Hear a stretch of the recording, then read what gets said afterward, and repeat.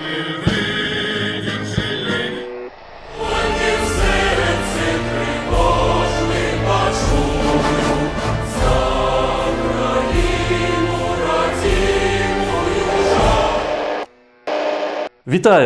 дарагія сябры! Сёння ў нас 9-я гутарка будзе прысвечаная страце нашай дзяржаўнасці ў канцы 18 стагоддзя і змаганню за яе аднаўленне. Перыяд з 1795 до 1863 году. Перыяд цікавы, перыяд складаны, перыяд, які, безумоўна, варта ведаць, даследаваць. Бо ў гэтым перыядзе закладзена тое, што сёння, можна сказаць, складае аснову беларускага характару. Адзін з такіх момантаў – гэта змаганне за свабоду. Мы казалі у мінулай гутарцы, што была вельмі складаная сітуацыя ў канцы 18 стагоддзя. Нягледзячы на спробы рэформаў, нягледзячы на паўстанне Касцюшкі, нягледзячы на тое, што сапраўды вельмі шмат людзей яны падняліся для таго, каб абараніць краіну, краіна не захавалася. Сапраўды гэта было не шэраговай падзеяй у нашай гісторыі, таму што страта дзяржаўнасці з'яўляецца адной з самых трагічных у прынцыпе, і розныя народы па-рознаму гэта перажываюць, не ўсе перажываюць увогуле. Шмат такіх народаў, якія, страціўшы дзяржаўнасць, страцілі ўвогуле сваю тоеснасць, страцілі самасць сваю, страцілі саміх сябе, і ўжо яны не тыя, кім былі. І таму, канешне, вось гэта пагроза, якая была над нашим народом, яна была вельмі сур'ёзная. І яна пакінула вялікі адбітак на ўсёй нашай гісторыі. Можна казаць пра прычыны, і мы трошкі на іх спыняліся. Паўтаруся. Першая прычына і галоўная прычына – гэта занядбанне ідэяў рэфармацыі. Занядбанне таго, што было ў 16 стагоддзі, ў залатым веку. Залаты век даў нам вялікі шанец для доўгатэрміновага развіцця, для доўгатэрміновага развіцця свабоднай краіны, для пабудовы сучаснай еўрапейскай дэмакратыі, сучаснай еўрапейскай эканомікі, сучаснай еўрапейскай дзяржавы. Аднак праз тое, што нашы эліты, шляхта абралі іншы спосаб існавання, іншы такі погляд, светапогляд, прыйшло тое, што прыйшло. Раздзяленне ўнутры грамадства, прыйшла канфлікты, якія ператвараліся часам у грамадзянскія войны. Урэшце рэшт наша дзяржава так саслабела, што суседнія краіны, суседнія дзяржавы, яны пачалі наўпроствую акупацыйную палітыку. У выніку Рэч Паспалітая была падзелена і знікла з мапы Еўропы. Вось гэта тое, што адбылося ў канцы 18 стагоддзя. У гэты час мы патрапілі ў расійскую імперыю. Нагадаю, што расійская імперыя ўжо ў канцы 18, пачатку 19 стагоддзя гэта была, конечно, не маскоўская дзяржава, там узору Івана Жахлівага. Безумоўна, і ў самой расійскай імперыі праходзілі такія працэсы, якія былі скіраваныя на захад, пачынаючы ад Петра I і там Кацярына II, і пазней там Павел I, Александр I. Канешне, яны арыентаваліся на еўрапейскія ўзоры. Кацярына II, нават яна хацела быць такой сяброўкай для французскіх энцыклапедыстаў, хацела выглядаць, што гэта асвечаная монархія, асвечаны абсалютызм.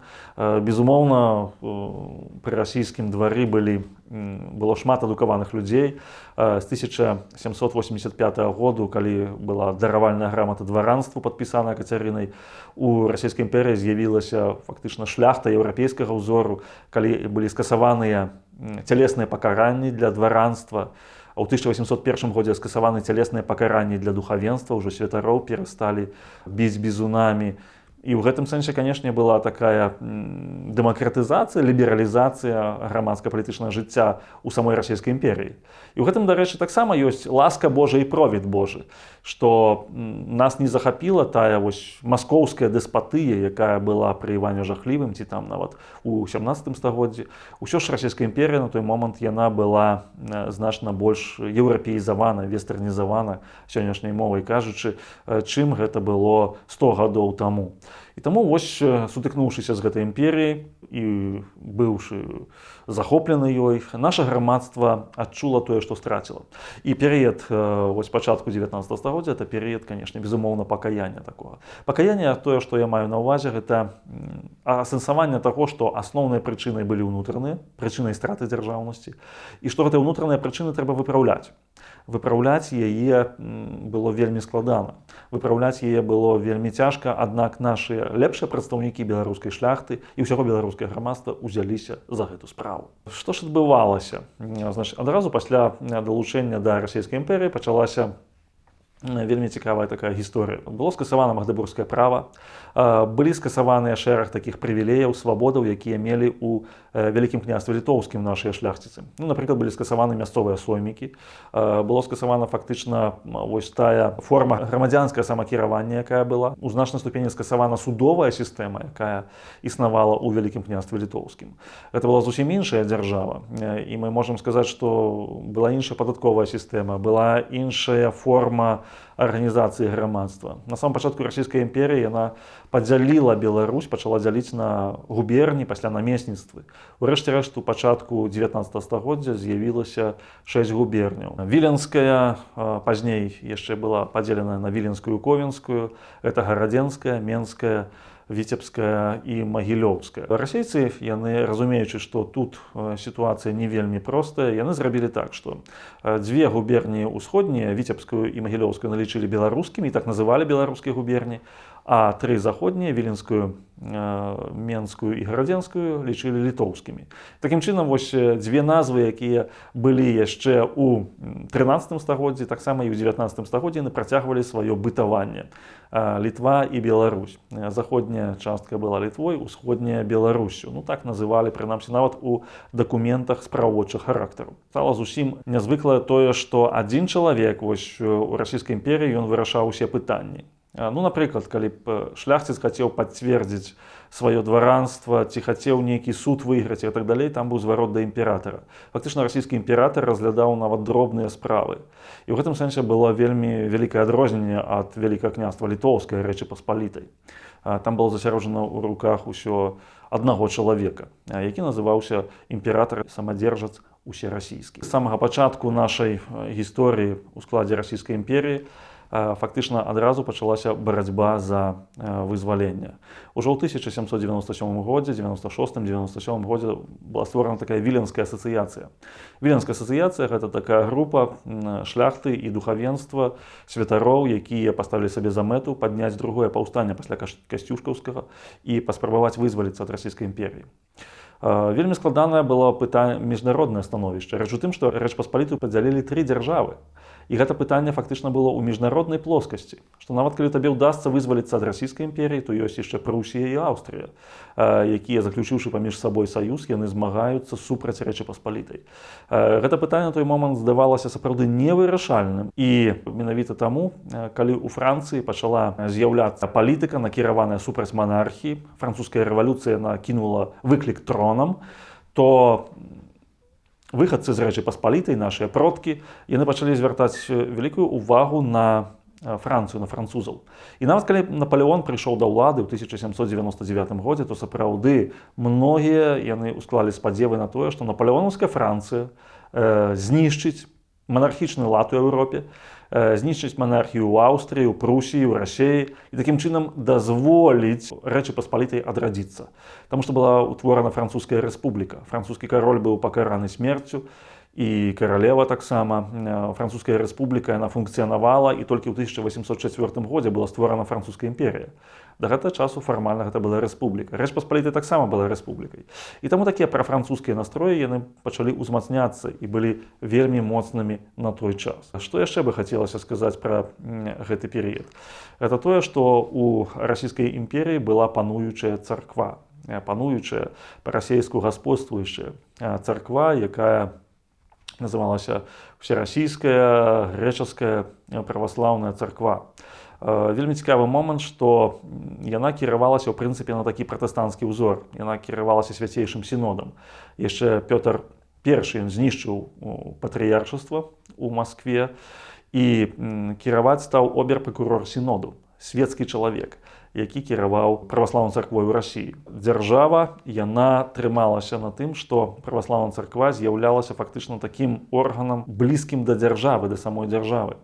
У 1803 годзе увогуле расійскі імператар быў афіцыйна прызнаны кіраўніком свяцейшага сіноду. То бок імператар стаў і афіцыйна, ён да гэтага быў нефармальна, але афіцыйна стаў кіраўніком царквы. Конечно, безумоўна, у Рэчы Паспалітай такога і блізка не было. І ў гэтым сэнсе было вельмі моцнае адрозненне ад расійскай імперыі. Стаяла вельмі вострае такое пытанне. Ну, у першую чаргу, у чым яно стаяла? Расійская імперія, расійскія ўлады яшчэ пры Кацярыне II яны казалі, што ў прынцыпе яны вярнулі сваё. Яны нічыіх земляў не захапілі, а проста вярнулі Русь, якая была ў часы Вялікага княства Літоўскага, забраная літоўцамі, палякамі, і тут яна вярнулася ў Расію. Расійская прапаганда, сённяшняй мовай кажучы, вось гэта расійская навука нават, яны пісалі, што тут жывуць рускія, такія самыя рускія, як і ў Расіі, і толькі сапсаваныя польска-лацінскім уплывам. Але вельмі цікавы момант, што адразу пачалі падарожнічаць па Беларусі расійскія падарожнікі. Сама Кацярына II нават прыязджала ў Магілёў, наведвала шэраг гарадоў беларускіх у 1787 годзе. І яны прыходзілі да высновы, яны бачылі, што тут вельмі вялікае адрозненне ад Расіі. Настолькі вялізнае адрозненне, што, канешне, пакінулі нават статут Вялікага княства Літоўскага. Статут Вялікага княства Літоўскага 1588 году ён дзейнічаў, працягваў дзейнічаць. Таму што расійская імперія зразумела, што грамадства настолькі моцна адрозніваецца ад расійскага, што расійскае заканадаўства немагчыма ўвесці на гэтай тэрыторыі. У судах, дарэчы, былі створаны такія пасады перакладчыкаў. Нават вось Дуня Марцінкевіч, ён працаваў перакладчыкам. Таму што ніхто не ведаў расійскае заканадаўства, вельмі мала людзей ведалі расійскую мову. Ну, канешне, з расійскім дваранствам была одна агульная мова французская. Па-французску тады гаварыла і расійская эліта, і эліта былой Рэчы Паспалітай, Вялікага княства Літоўскага. Тут была агульная мова. Але казаць пра расійскае заканадаўства, і асабліва пра другую траціну 19 стагоддзя, тут патрэбны былі, конечно, перакладчыкі. Прыязджалі людзі, якія здзіўляліся таму, што такая вялікая колькасць шляхты. У нас была шляхта 10%, 13%. У той час, калі ў расійскай імперіі трошкі больш за 1,5%. Значит, у нас шляхты было ў 10 разоў больш. Больш за тое, шляхта Вялікага княства Літоўскага, згодна са статутам, мела права насіць баявую зброю, што ў расійскай імперіі, калі дваранін не знаходзіўся на службе, было забаронена. Расіяне, вандруючы па Беларусі, яны здзіўляліся, якая колькасць узброеных людзей, якая колькасць шляхціцаў, якія носяць з сабой пісталеты, там, ці шаблі, та баявая зброя. Яны параўноўвалі з Расіяй і разумелі, што тут далёка не Расія, што адна рэч дэклараваць, што мы вярнулі сваё, а іншая рэч сутыкнуцца з рэальнай Беларусю. Плюс яшчэ была, канешне, вялікая колькасць габрэяў. У Расіі яшчэ з часоў Івана III было забаронена сяліцца габрэям. У Беларусі яны складалі вялізную частку насельніцтва гарадоў. І была ўведзена рыса габрэйскай аселасці. Кацярына II вырашыла не пускаць габрэяў на тэрыторыю Расіі. Таму ім было забаронена выязджаць за межы Віцебскай, Магілёўскай губерняў. Яны вымушаны былі сяліцца тут, у гарадах. Іх нават пачалі перасяляць з сёлаў. І таму вось адна з наступстваў такой расійскай улады это была перанаселенасць гарадоў габрэйскім насельніцтвам. Габрэям забаранялі мець зямлю ў Расіі, і яны павінны былі сяліцца ў гарадах. І пры тым, што ў саму Расію іх не пускалі. Нават вось гэта мяжа габрэйскай аселасці, яна вельмі моцна аддзяляла былую Рэч Паспалітую ад самой Расіі. Вельмі важным момантам таксама было тое, што сапраўды для расійскай імперіі яны на самым пачатку не ўводзілі ніякіх новых нормаў. Яны пакідалі ўсё як ёсць. Фактычна гэта тэрыторыя, нягледзячы на тое, што яна ўвайшла ў склад, была далучана да расійскай імперіі, і яна з'яўлялася на правах замежнай тэрыторыі. Трошкі вернемся ў апошнія гады існавання Рэчы Паспалітай.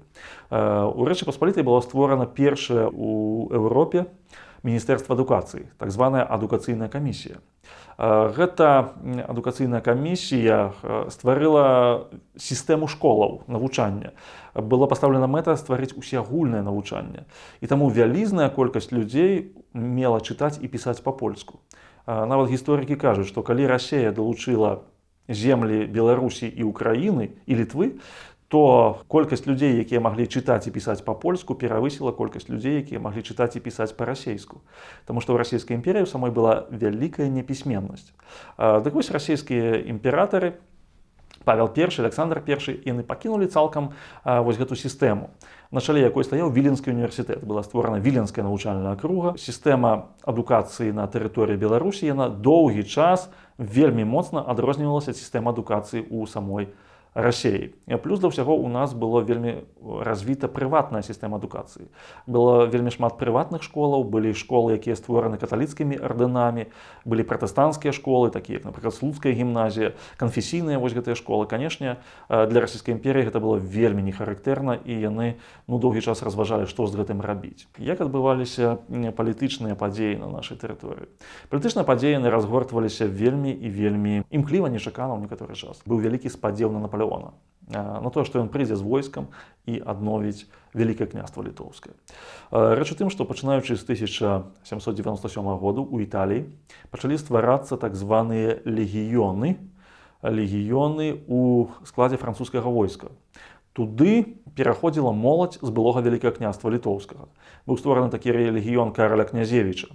Быў наддунайскі легіён, вось гэта італійскі легіён, там, дзе служылі людзі, маладыя шляхціцы, якія памяталі яшчэ касцюшкаўскае паўстанне, якія былі афіцэрамі войска Вялікага княства Літоўскага. І гэтыя легіёны яны ваявалі на баку Наполеона фактычна гадоў 15-17 гадоў. І ў гэтым сэнсе у французскім войску і ў французскай палітыцы пастаянна прысутнічала так званае польскае пытанне. У канцы 1807 году Наполеон, які разбіў перад гэтым расійскую імперію, Прусію і Аўстрыю, ён аднавіў герцагства Варшаўскае. Герцагства Варшаўскае многія лічылі, што гэта такі зародак, прататып аднаўлення ўсёй Рэчы Паспалітай. І вось з 1807 году пачынае вялікі такі прыток моладзі з Вялікага княства Літоўскага, сучаснай Беларусі у войска Наполеона. Вельмі добра гэты працэс апісаў Адам Міцкевіч у сваёй паэме «Пан Тадэуш». Ён нават пісаў такія радкі: «З Наполеонам Бог і нам з Наполеоном». Былі такія банапартысцкія такія настроі, вялікія банапартысцкія настроі ў грамадстве Вялікага княства Літоўскага. Лічылася, што Наполеон непазбежна пойдзе на Расею, ён адновіць Рэч Паспалітую і ў першую чаргу Вялікае княства Літоўскае. Аднак вельмі цікавы момант, што з 1810 году пачынаюцца стварацца такія дзве опцыі адраджэння Вялікага княства Літоўскага. Умоўна я назовём адну, гэта французская опцыя, я ўжо пра яе расказаў, тыя людзі, якія ставілі на Францыю, на французскую імперію, і гэтых людзей было нямала. І таксама тыя людзі, якія ставілі на расійскую імперію, расійская опцыя. Для Міхала Клеафаса Агінскага, Адама Чартарыйскага была адкрыта дарога да двара імператара Александра I. Александр I, стварыўшы такі сакрэтны камітэт, запрасіўшы туды еўрапейскіх асвечаных людзей, інтэлектуалаў, у тым ліку і Адама Ежы Чартарыйскага, ён паставіў сабе за мэту еўрапеізаваць Расею і зрабіць яе дзяржавай такой падобнай да заходнееўрапейскіх. І вось Адам Ежы Чартарыйскі, ён прапановвае зрабіць такую федэралізацыю расійскай імперіі. Ён кажа, што вельмі добра, калі будзе там аўтаномія, як у Фінляндыі, напрыклад, так і аўтаномія Вялікага княства Літоўскага. Вось Вялікае княства Літоўскае, ён рыхтуе цэлы праект адраджэння Вялікага княства Літоўскага і пазней Рэчы Паспалітай пад пратэктаратам Расеі. Лічыцца, што расійскі імператар можа стаць адначасова і вялікім князем літоўскім. Гэтую ідэю падхоплівае Міхал Клеафас Агінскі. У 1811 годзе ён нават едзе ў Петербург, ён дамаўляецца, ён дае праект цэлы пра адраджэнне Вялікага княства Літоўскага. Лічылася, што гэта будзе вялікая тэрыторыя, там будзе 8 губерняў, гэта 5 беларускіх, літоўскіх, плюс 3 украінскіх губерні, на якіх будзе ўлада намесніка расійскага імператара. Лічылася, што гэта можа стаць князёўна Кацярына, сястра Александра I. І вельмі цікавы момант, што Міхал Клеафас Агінскі на той момант ведаў, што да Кацярыны сватаецца Наполеон. І калі б быў гэты шлюб Наполеона і Кацярыны Раманавай, то было бы вельмі важна для Вялікага княства Літоўскага. З аднаго боку, вось Кацярына, яна вялікая княгіня літоўскага, а з іншага боку, яна мае гарантыі ад свайго мужа Наполеона і ад свайго брата Александра у тым, што Вялікае княства Літоўскае захаваецца як аўтаномная дзяржава. Вось такі план быў у Міхала Клеафаса Агінскага. Цудоўны план, здаецца, але ён застаўся толькі на паперы. У самой расійскай імперіі гэты план выклікаў неадназначную рэакцыю. У прынцыпе, гэты план Міхала Клеафаса Агінскага ён паслужыў да таго, што упершыню ў гісторыі Расеі была публічная крытыка палітыкі імператара. Мікалай Карамзін, гісторык, напісаў такую цэлую брашуру «Записка аб старой і новай Расіі», і ён казаў, што ў прынцыпе палітыка такая па наданні аўтаноміі Вялікаму княству літоўскаму яна вядзе да згубы, да страты расійскай імперіі сваёй самастойнасці. Таму што сэнс існавання імперіі ў тым, што ёсць самаўладства. І Расія ніколі не ўтрымае такія вялізныя тэрыторыі, калі яна не будзе мець самадзяржаўную ўладу. І вось гэта крытыка Карамзіным, і пры двары раздзялілася нават імператрыца маці Марія Фёдоровна, яна выступіла супраць палітыкі свайго сына. Яна сказала, што ты не можаш даваць ніякіх аўтаноміяў, што тут Расія адзіная непадзельная. І калі Напалеон у 1812 годзе, калі войскі Напалеона перайшлі Нёман, то яны уступілі на тэрыторыю Расійскай імперіі фармальна. Яны перайшлі ў Віленскай губерніі. Напалеон назваў гэту вайну вельмі цікава. Ён назваў гэта другая польская кампанія. Такім чынам ён збіраўся толькі дасягнуць Смаленшчыны, Віцебшчыны і спыніцца, каб памірыцца з Аляксандрам. І вось што атрымалася ў выніку. Напалеонскае войска ўвайшло на тэрыторыю Беларусі. Войска сустракалі як вызваліцеляў, таму што Расійская імперія не дала ніякай аўтаноміі на той момант. Такім чынам Напалеон быў вызвольнікам. Яго сустракалі ў Вільні, маршала Даву сустракалі ў Менску. 1 ліпеня 1812 года Напалеон адрадзіў Вялікае княства літоўскае, была створана часовая камісія ўраду Вялікае княства літоўскае на чале са Станіславам Солтанам.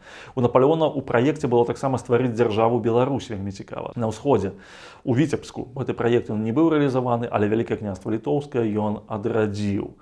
І гэта прывяло да таго, што многія шляхціцы, многія магнаты яны далучыліся да напалеонскага войску. Прывязём толькі адзін такі прыклад, гэта Дамінік Радзівіл, сын караля Станіслава паня Каханку. Ён далучыўся са сваім палком да войска Напалеона і змагаўся з ім аж да канца, аж пакуль не загінуў у час, калі Напалеон ужо змагаўся ў Францыі супраць кааліцыі. Аднак напалеонскае войска пацярпела паразу, і Расійская імперія сюды вярнулася.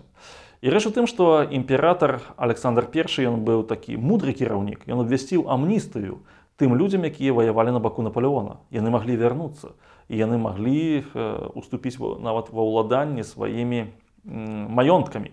Пры ўмове, конечно, што яны прысягнуць на вернасць расійскаму імператару. Гэта быў спосаб памірыцца нейкім чынам з элітай Беларусі, з нашай шляхтай.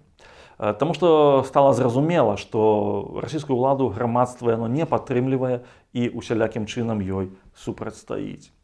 Рэч у тым, што расійскі імператар пасля 1815 году, калі было створана такое ўтварэнне як царства польскае, ён адначасова стаў і каралём польскім.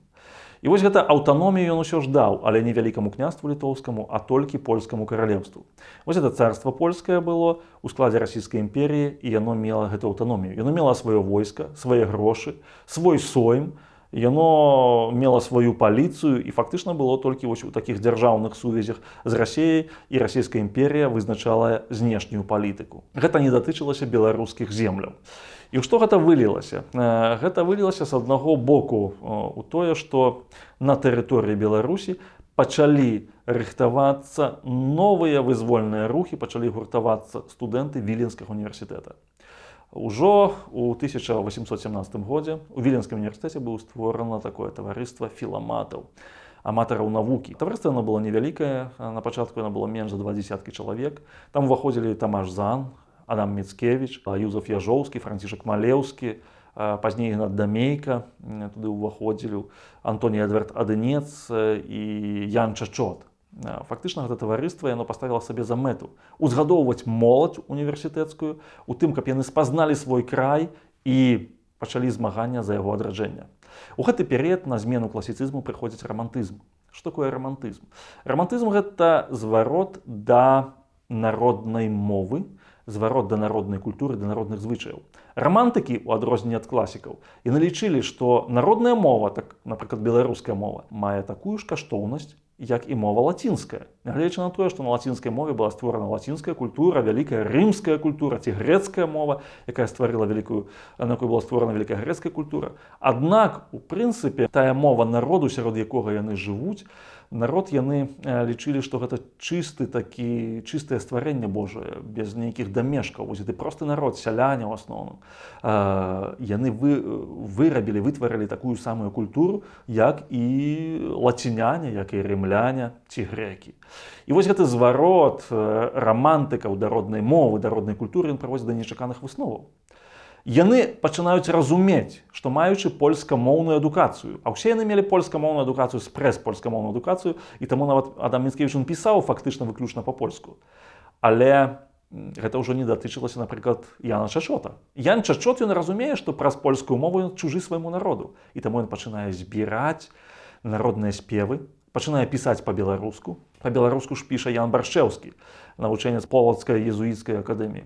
Па-беларуску пачынаюць пісаць шэраг філаматаў, філарэтаў, якія збліжаюцца з народам. І вось гэта вось тут менавіта ў Віленскім універсітэце, вось у гэтым студэнцкіх колах. Людзі, якія сядзяць у бібліятэках, якія збіраюцца на сходкі свае і чытаюць рэфераты, якія адмаўляюцца ад алкаголю і п'юць малако, каб быць больш маральнымі людзьмі за тых, якія прапілі цэлую дзяржаву. Менавіта вось гэтыя людзі, яны ўжо становяцца на такі шлях беларушчыны, яны пачынаюць цаніць беларускую мову, беларускую культуру, і адсюль пачынаецца змаганне ўжо менавіта за сучасную Беларусь, за адраджэнне Вялікага княства Літоўскага, але з такім разуменнем, што гэтая дзяржава, у яе ёсць не толькі народ шляхта, але і народ сяляне. Фактычна гэта такі прататып нацыянальнага мыслення, што вельмі важны момант агульнанацыянальныя інтарэсы. У 1819 годзе было створана таварыства філарэтаў, яно пашырылася, ўжо некалькі дзесяткаў, ужо каля сотні чалавек. Было таварыства прамяністых, яшчэ шубраўцаў і шэраг такіх таварыстваў Віленскага універсітэта. Яны, сапраўды, гэта была такая вельмі цудоўная рамантычная пара. Вось гэтыя студэнты, яны мяркуюць, што шляхам навукі, шляхам адукацыі сам народ ён зразумее, хто ён, і сам народ ён адродзіць сваю свядомасць, і раней ці пазней пачне змагацца за сваю дзяржаву ўся нацыя. Не толькі шляхта, але ўся нацыя. Это была вельмі такая цікавая ідэя. На пачатку яна здавалася вельмі рэальнай. Яна здавалася вось тут трошкі, яшчэ трошкі вось гэтая света, яшчэ трошкі гэтых кніг, яшчэ трошкі гэтых вершаў беларускіх, і народ будзе іншым. Аднак, выявілася, што не так лёгка. У 1823 годзе расійскія ўлады выкрылі гэтыя таварыствы і пачалі арышты. Было арыштавана больш за 120 чалавек. Адам Міцкевіч, Ігнат Дамейка, Антоній Адвертадынец, Францішак Малеўскі, Тамаш Зан, яны апынуліся ў вязніцы. Пазней Ян Чачот, Тамаш Зан і Юзаф Яжоўскі, яны былі сасланыя на катаргу. Ян Чачот нават страціў там здароўе, ён захварэў на сухоты, на туберкулёз, і ён рана памёр. І вось гэты удар па таварыстве філаматаў, філарэтаў, і гэтыя такія жорсткія карныя метады, якія адносна іх прымяняліся, яны прывялі да высновы, што адной навукі і адной асветы недастаткова, каб вызваліцца ці каб дабіцца хаця бы аўтаноміі. Фактычна, вось расійскія ўлады такім сваім шляхам яны зрабілі такі наўпроставую дарогу, праклалі да паўстання. Паўстанне выбухне роўна праз 7 гадоў. І ў ім возьмуць удзел многія студэнты Віленскага універсітэта. Вельмі цікавы момант, што студэнты, якія вучыліся на той момант, не ўсе былі зацікаўленыя ва ўдзеле ў таварыстве філаматаў і філарэтаў. Не ўсе былі зацікаўленыя ў тым, каб займацца нейкай грамадскай дзейнасцю. Але паглядзеўшы на лёс сваіх сяброў, на лёс сваіх аднакашнікаў, на лёс тых людзей, якія былі з імі, а тады ў універсітэт паступалі з 15 гадоў, гэта былі фактычна падлеткі, такія юнакі яшчэ маладыя. Яны узялі ўдзел у паўстанні фактычна амаль палову Віленскага універсітэту. 600 чалавек з 1500. Гэта была вялізная колькасць і нечаканая. Расійскія ўлады надумалі, што арыштаваўшы філаматаў і філарэтаў, яны фактычна знішчылі так званую крамолу з універсітэта. Але выбухнула паўстанне, і палова універсітэцкай моладзі ідзе ў паўстанцкія атрады са зброяй у руках змагацца за вызваленне ад Расіі. Гэта быў такі вельмі важны урок. Але вернемся трошкі раней. Нагадаю, што ў 1825 годзе Александр I памірае, і на яго месца заступае Мікалай I. Вось Мікалай I вельмі такі цікавы персанаж гістарычны. У 1839 годзе ён даў інтэрв'ю французскаму журналісту Маркізу де Кюсціну. Маркіз де Кюсцін быў спецыяльна запрошаны ў Расію, каб напісаць кнігу, якая бы палепшыла імідж расійскай імперіі на захадзе. Так вось Маркіз де Кюсцін бярэ ў яго інтэрв'ю, і Мікалай I адкрытым тэкстам кажа: што дэспатызм ён адпавядае духу нашага народу. Так, я самадзяржаўны кіраўнік і лічу, што гэта адпавядае цалкам духу нашаму народу. А што датычна Канстытуцыі, то я хутчэй адступлю аж да Кітая, чым увяду падобны лад кіравання ў маёй дзяржаве. Гэта быў такі цікавы твор, і гэта інтэрв'ю яно разышлося па ўсёй Еўропе, і стала зразумела, што Мікалай I ён не будзе ніякай уводзіць Канстытуцыю, ён не будзе працягваць нават той ліберальны курс, які пачаў Александр I. Цараванне пачалося паўстаннем дзекабрыстаў у самой Расіі, а скончылася паразай у Крымскай вайне. Вось это 30гадовае цараванне Мікалая I, у Расіі яго называлі Палкіным. Яно было часам такой рэакцыі, яно было часам замаразкаў, яно было часам, калі паліцыя і трэцяе аддзяленне, тайная паліцыя, яны атрымалі вялікую ўладу. І вось у гэтай сістэме, канешне, безумоўна, для Беларусі была вельмі складаная сітуацыя. І таму у 1830-31 годзе выбухнула паўстанне. Паўстанне выбухнула нечакана, таму што ніхто не хацеў гэта паўстанне. Як не дзіўна, паўстанне 1830-31 году ніхто не хацеў. Яго пачалі вельмі маладыя людзі, падхарунжыя, такія навучэнцы кадэцкага корпуса ў Варшаве, якія захапілі вось рэзідэнцыю, Бельведэр, захапілі рэзідэнцыю князя Канстанціна, вялікага князя Канстанціна, і вымусілі яго ўцякаць з Варшавы. Ужо паставілі перад фактам, што ўсё кіраўніцтва войска, што ўсё кіраўніцтва Польшчы аўтаномнае, яно павінна было далучыцца да паўстання. У сакавіку 1831 году афіцыйна выбухнула паўстанне і ў Вялікім княстве Літоўскім. І я хачу расказаць пра адну з гераіняў гэтага паўстання, гэта Эмілія Плятар. Эмілія Плятар — маладая дзяўчына з Віцебшчыны, якая нарадзілася ў сям'і графаў Плятараў. Плятары яны прыехалі ў Беларусь у 15 стагоддзі з Вестфаліі. Яна была нямецкае паходжанне, але ўжо за 4 стагоддзі яны вельмі моцна збеларусізаваліся. І Эмілія была дзяўчынай. На той момант яна мела 25 гадоў, яна была не замужам на той момант. Яна была вельмі вялікай прыхільніцай рамантызму. Яна сама збірала фальклор. Яна займалася тым, чым займаліся і Філамат і Філарэт. Яна збірала гэтыя песні, спевы беларускія. Захаваліся нават яе допісы. Максіміліян Маркс, віцебскі навуковец, ён пісаў, што Эмілія дапамагала яму аформіць тыя беларускамоўныя творы народныя, якія ён збіраў. І вось гэтая Эмілія разам са сваім братам Цэзарам Плятарам яны ствараюць паўстанскі аддзел. 280 чалавек пад яе камандай, пад камандай яе брата, яны далучаюцца да арміі генерала Хлапоўскага, Дэзідэры Хлапоўскі. Ён увайшоў на тэрыторыю Вялікага княства Літоўскага і пачаў змагацца з расейцамі. Змаганне было вельмі паспяховым на самом пачатку. Каля Дзвінска, каля Дынабургу, вось сучасна Даўгаўпілсу, атрад Эмілій Плятар атрымаў нават некалькі перамогаў над расійскімі войскамі. Аднак у рэшце рэшт ён вымушаны быў адступаць, і сілы былі далёка няроўныя. Расійская імперія кінула вялізныя сілы на задушэнне паўстання. У чэрвені 1831 году расейцы штурмам узялі Вільню, якая была сталіцай паўстання. І вось пасля гэтага пачынаецца такое працяглае партызанскае змаганне. Эмілія Плятар, яна не пайшла ў эміграцыю. Ёй прапаноўвалі, што з'ехаць у Прусію. Прусія была зусім недалёка. Яна сказала: я хачу памерці на сваёй зямлі. Яна памерла на Віленшчыне. Яна захварэла і моцна прастудзілася з плючы на зямлі. Была пнеўманія. Яна вельмі хутка згарэла за некалькі тыдняў. Памерла 23 снежня 1831 году. Адам Міцкевіч, які на той момант не ўзяў удзел у паўстанні, ён быў за некалькі кіламетраў ад таго, каб пераехаць мяжу і ўзяць удзел у паўстанні, але як пісалі пазней, што сябры яго проста дагаварылі. Сябры сказалі, што паўстанцаў і афіцэраў нашмат, а Міцкевіч толькі адзін. Ось ён прысвяціў ёй верш. Ён узвысіў яе да палкоўніка. І гэты верш «Смерць палкоўніка» ён стаў знакамітым на ўсю Еўропы. Ён перакладаўся на многія мовы. І гэты верш ён паспрыяў таму, што Эмілія Плятар стала адной з самых вядомых такіх у гэтым паўстанні. Яе называюць беларуская Жанна д'Арк.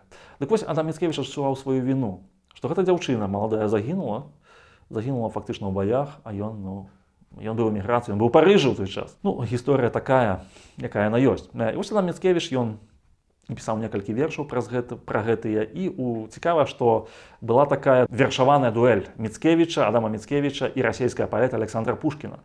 Адам Міцкевіч напісаў два вершы «Редут Ардона» і «Смерць палкоўніка», дзе услаўляў гераізм паўстанцаў, а Александр Пушкін, які служыў у Міністэрстве замежных спраў расійскай імперіі, быў чыноўнікам расійскім, ён напісаў верш «Барадзінская гадаўшчына». І вось гэты верш, ён разам з вершам «Клеветнікам Расіі», ён быў скіраваны супраць паўстання. Ён паказваў, што Расія яна робіць правільна, яна робіць справядлівую гістарычную справу, задушыўшы гэта паўстанне. Што возмутило вас волнение Литвы, оставьте это спор славян между собою, ён пісаў у вершы, і што пераконваў заходнія краіны не ўмешвацца ў гэтае паўстанне, што гэта паўстанне проста унутраная справа Расіі.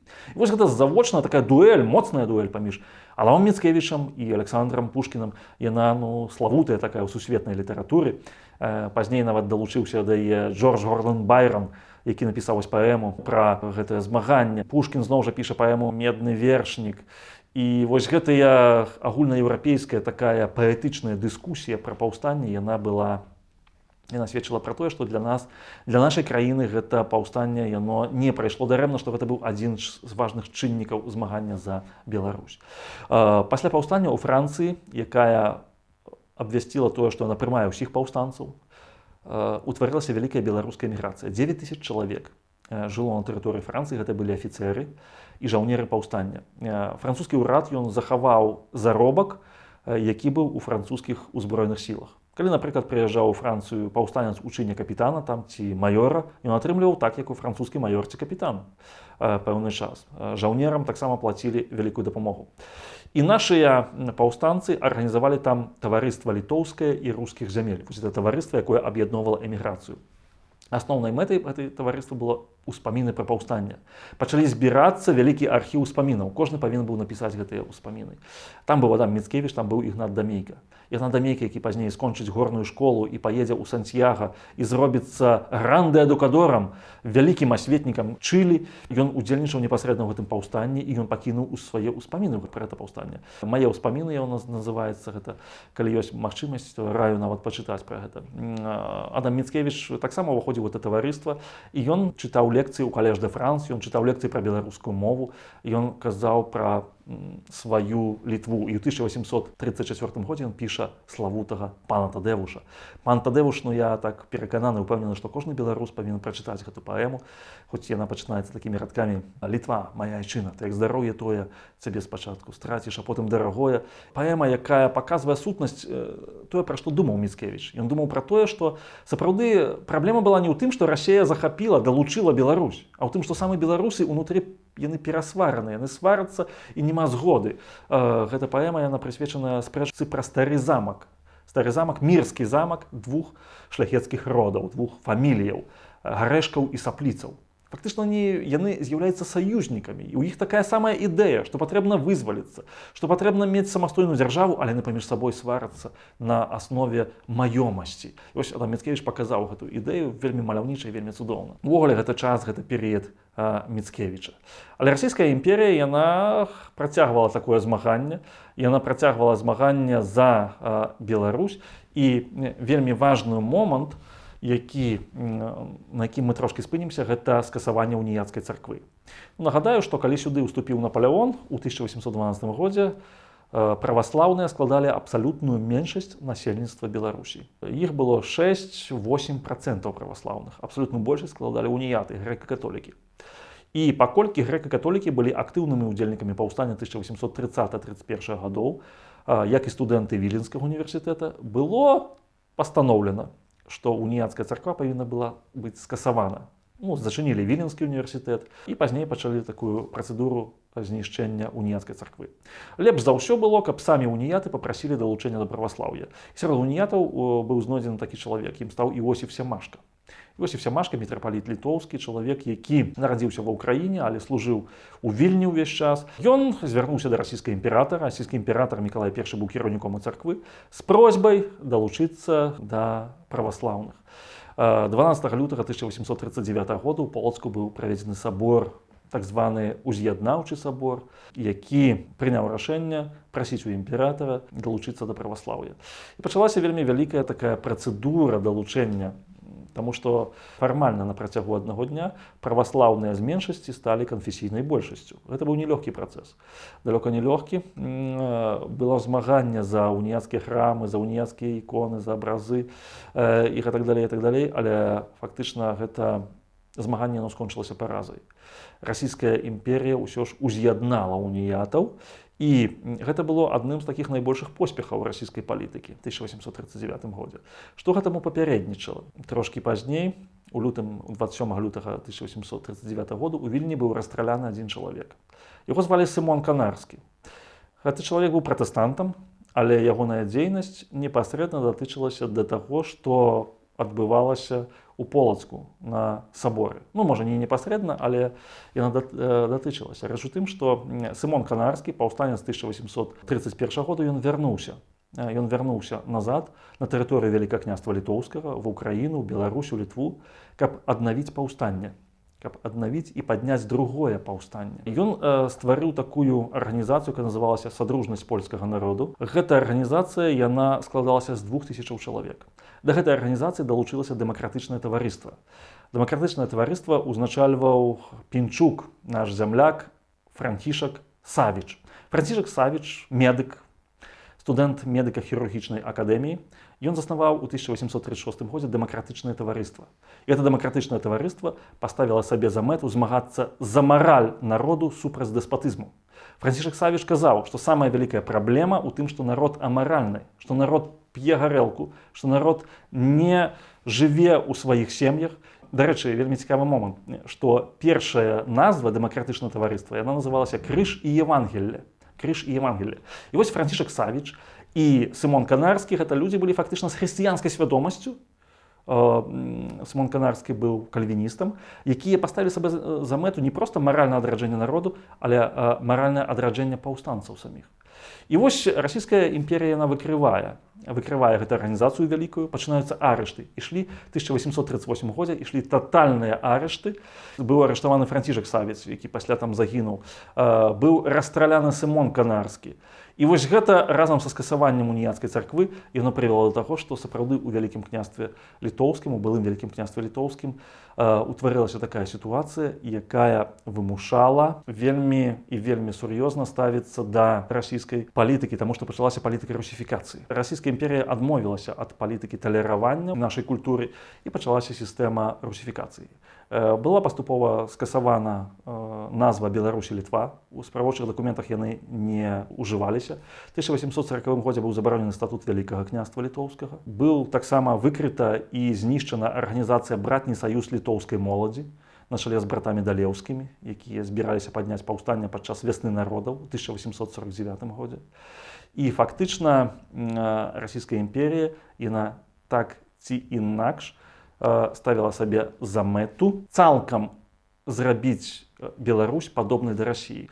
Ну, я нагадаю, што наколькі гэта было складана, нагадаю, што да 1838 году у Беларусі не было ніводнай расійскамоўнай газеты. Ніводнай.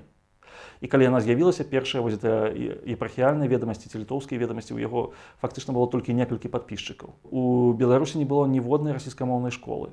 У Беларусі фактычна гэта была зусім іншая краіна, чым расійская імперія сама. Аднак Мікалай I, урад Мікалаю I, вельмі цікавы момант, што ў 1853 годзе ён увязаўся ў вайну з еўрапейскімі краінамі. Пачалася Крымская вайна. І ў гэтай вайне расійская імперія пацярпела паражэнне. У 1855 годзе Мікалай I памёр. Надышла іншая эпоха, эпоха адлігі. Александр II, ягоны наступнік, ён абвясціў амністыю паўстанцам 1830-31 году. Можна было вяртацца на сваю радзіму. І з'явілася новая надзея на адраджэнне Вялікага княства Літоўскага, на адраджэнне Беларусі. Што сталася з гэтай надзеяй і як далей развіваліся падзеі, мы пагаворым у наступнай гутарцы. Дзякуй за ўвагу.